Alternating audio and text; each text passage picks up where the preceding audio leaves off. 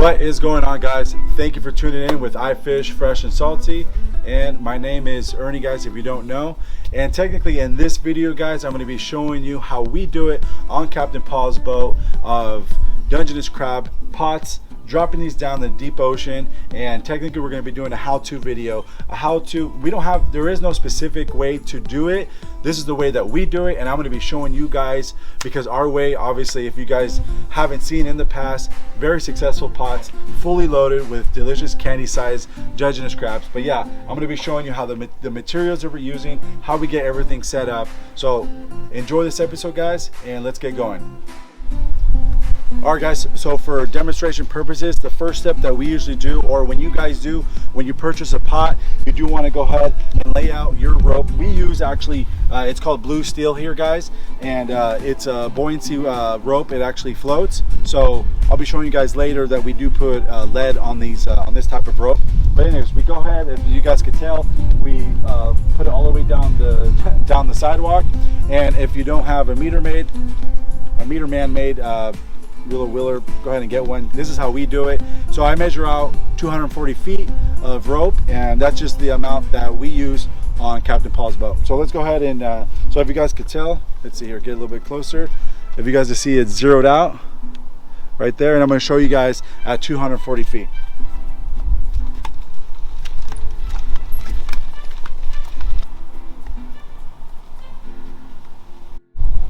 Alright, guys, there you go. If you guys can see that on camera, 240 feet of rope, and that's what we use.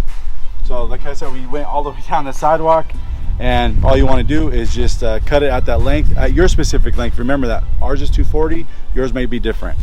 Alright, guys, for the next step, we're going to be doing putting our lead on our, like I said, this has buoyancy, this does float, so we want to go ahead and add our size lead onto our ropes here. So tools I'm going to be using, it's called a fid. So, and obviously just go ahead and, obviously the rope has three, you know, when it's all wind together, it has three pieces. Go ahead and get some of your scraps and go ahead and put this down the middle. And what you want to do is go ahead and put this in between, just like that. And put this on in. Go ahead and pull out your fid, and then you want to go ahead and weave another spot, just like that, guys. And you want to go ahead and use the other side that you did not go through, just like that. Go ahead and put out your fid, put that down, and that's pretty much it. So you want to just have it doesn't have to be specific how much you want it, but pretty much on the sides of your lead. And also too, just for demonstration purposes, I won't show you guys, but I'll show you final product. You want to go ahead and do the same thing, maybe like a couple knots over, put your fid in, put him in, do it again, and obviously with the same side. So you're going to keep going in about 2-3 times, weaving, and then I'll show you guys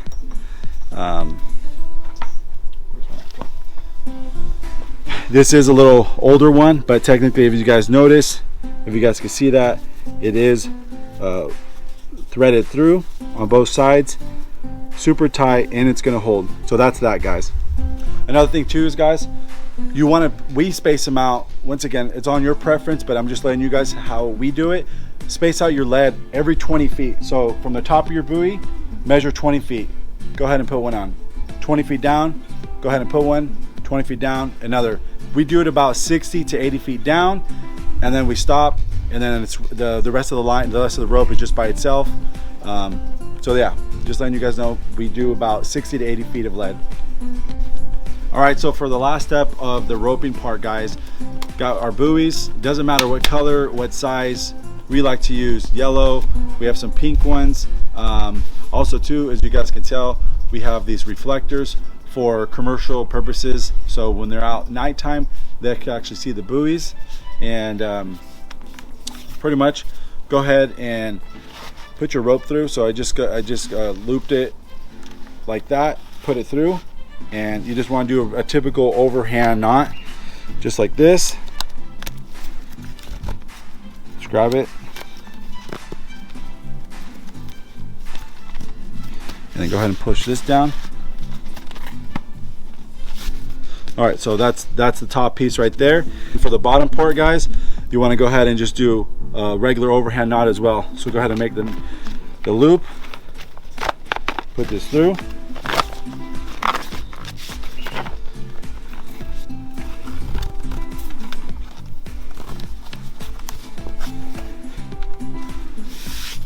And that's what you guys want to do. So after that first knot, you want to go ahead and don't do it underneath, go on top of it and just seat it on top of there, and that's pretty much what you guys have. This is just going to be on top of the surface of the water, and that's how we do our hand knots. Also too, guys, make sure you don't forget to add your Go ID number on every single one of your buoys.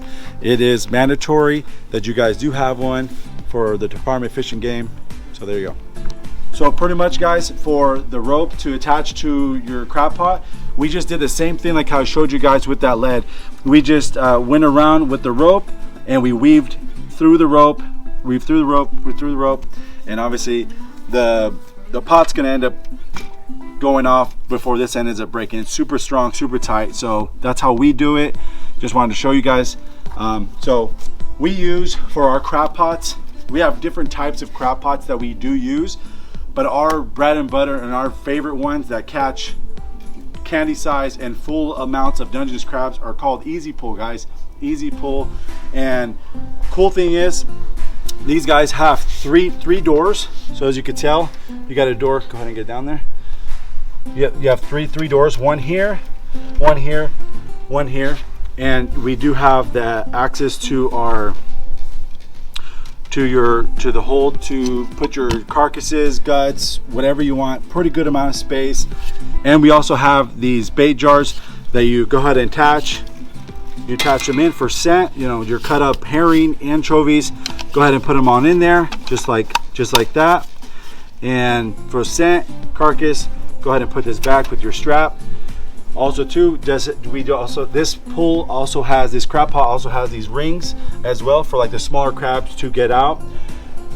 One other reason why we love using these guys, you don't need to put a zinc on here. These are plastic dipped, and these are pretty much made for life. They're gonna last year after year after year. Not like I'm gonna be showing you guys in a little bit all the other pots that we do have zinc, commercial imitation pots that you have to put zinc on them. But these ones, these Easy Pull guys, super recommend them.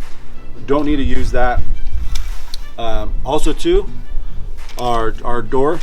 So this right here, guys, is our trap door, and we have our little hook, and pretty much that keeps our pot nice and closed. Once we have this full, we go ahead and open it. And also too, guys, if we were to lose, hopefully that never happens, but if we were to lose this pot, by the law of the Department of Fish and Game, by law, you want to have something like this. So this is just cotton. If this were to be on the bottom of the ocean, our crabs are not going to end up staying in here. This is eventually going to deteriorate, dissolve, and then it won't be fishing anymore, guys. So that's pretty cool. And not pretty cool, it's mandatory to have this on there, guys. So we don't want to lose any pots on here, but that's pretty much the beneficial. Couple doors, really cool. Let's go ahead and I'm going to show you guys the other ones. So like I said, I was going to explain to you guys, this is pretty much what happens here, guys. This crab pot did not have zinc in its early life of the crab pot, and as you notice, this is rebar and this is the inner tubing, and look what it does. It actually demolishes it, destroys it. This crab pot's almost on its last leg, still catching crabs, but that's pretty much what happens when you don't have the zinc. Here is a normal zinc bar that everybody's familiar with right there, and as you guys notice, difference, you got the long bar, and then you guys got these circular zincs right here. So, but yeah, I just want to show you the difference of using a zinc and not having a zinc. Very important, guys. Last thing here, guys, that I showed you guys all the components of the two different types of the wire mesh and the rebar crab pots. Couple things here different here, guys, that you do want to go ahead and do. So we did counterbalance. We use about 20 to 25 pounds of weight. This is just scrap metal. You can use brake rotors, any type of metal that you want to go ahead and zip tie. And like I said, you want to counterbalance because when it goes down into the ocean, you want to make sure, onto the ocean floor, you want to make sure it's flat, level, not just lopsided. So pretty much you want to go ahead and add that. And on these commercial style looking ones, these come factory already pretty much heavy with that rebar running across. This whole thing is rebar, so as this ages and deteriorates, you do want to go ahead and add a little bit more weight, but we like this style using on this easy pull here, guys. So make sure these don't come, remember, these don't come with weights. You want to go ahead and add your weights here. All right, here guys, so pretty much for the amount of length that we use is 240 feet. We drop our pots at 150 feet. I know everybody has, you know, goes as low as 40 feet, 50 feet, but we use 100, we drop them down 150 feet, and we have 240 feet of length of rope due to scope. Scope is pretty much when the ocean has the different swells and the waves going up 20 feet, 40 feet, 50 feet. You just want to make sure that you have enough rope just so it's not crab walking. Your crab pot is not crab walking, meaning like this here, guys. So technically, if it's you don't have enough rope, enough scope, it's going to be going up and down like that. No crab is going to want to visit this, even if it has food inside of it. So that's why that extra scope is super important that we use. So even if it's at, you know, we drop them at 200 feet, we still have 40 feet of that extra scope. So that's what we use, but you're gonna have to, that's just how we do it. You're gonna have to figure out your own formula. It depends on what depth you're at and how much length of rope. So we use the Ace line hauler, guys. This is a pulley system. It's an assisted pulley, so it doesn't winch it in by itself. It does take the load off your back because obviously ocean has weight, water has weight, the pots have weight, and obviously if there's Dungeness crabs, it has weight. So technically we just feed it in through the puller. Somebody's at the back end pulling it and assisting it, so you're not really doing 100% of it. But so yeah, this is what we use on Captain Paul's boat. Ace line hauler, great product, works really good. Maybe one day, like Captain Paul said, he'll upgrade to an actual real wrench system where you don't have to assist it, but that's in the future, guys. This works really good, and that's pretty much it, guys. So I hope you guys enjoyed this how-to video teaching you on the way that we do it. So this is, once again, this is how we do it on Captain Paul's boat. Just want to show you all the different material that we use and what we're using and how we do it. If you guys haven't, I do have pretty cool crabbing videos, but I just want to throw this out a week before 2020 Dungeness crab season. We are going to be out in Half Moon Bay, guys. If you guys see us out there, say what's up. Anyways, I hope this was super informational for you guys, and I'll see you guys on the next one. Later, guys.